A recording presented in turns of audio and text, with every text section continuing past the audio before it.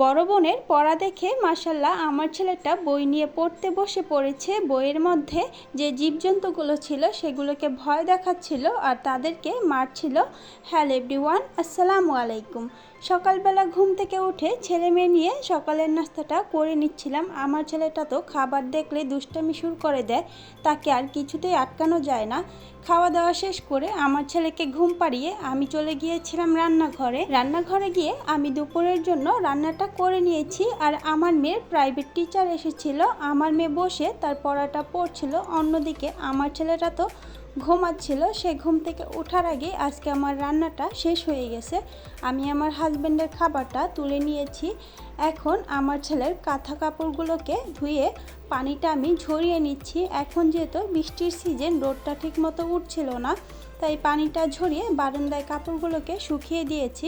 ছেলে মেয়ে দুজনকে গোসল করিয়ে দিয়েছি। মেয়েটা গোসল করে এসে আমাকে বলছিল চুলটা আঁচড়িয়ে দিতে, আমি তার চুলটা আঁচড়িয়ে দিচ্ছিলাম। আমার মেয়ে কুকড়া চুল একদমই পছন্দ করে না, কিন্তু আল্লাহ তাকে কুকড়া চুল দিয়েছে।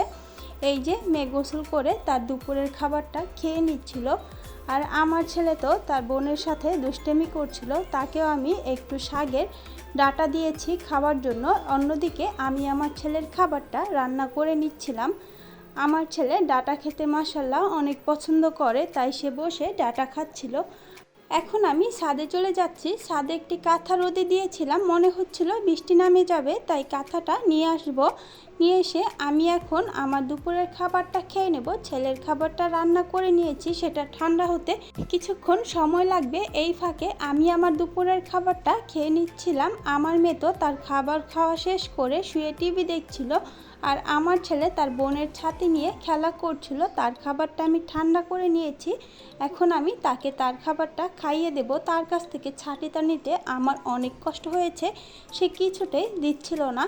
এই যে খাওয়া দাওয়া শেষ করে দুই ভাই বোন ঘুমিয়ে গিয়েছিল, আমিও তাদের সাথে একটু ঘুমিয়ে নিয়েছি।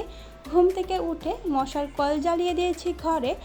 আমার ছেলে ঘুম থেকে ওঠার পর ছেলে মেয়েকে নিয়ে বাইরে এসে পড়েছি, বাইরে বাচ্চাদের সাথে খেলা করানোর জন্য।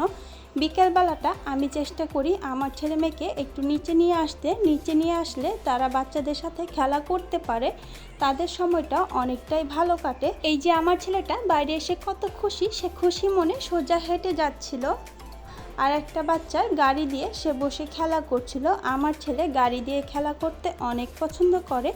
সন্ধ্যার সময় ঘরে খাওয়ার মতো তেমন কিছু ছিল না, আর আমার কিছু বানাতে ইচ্ছে করছিল না। আমার মেয়ে বলল পুরি খাবে, তাই তারা দুই ভাই বোন বসে পুরি খাচ্ছিল। খাওয়া শেষ করে তারা পড়তে বসে পড়েছে। আজকের ভিডিওটা ছিল এই পর্যন্তই। আশা করছি ভিডিওটি আপনাদের কাছে ভালো লেগেছে।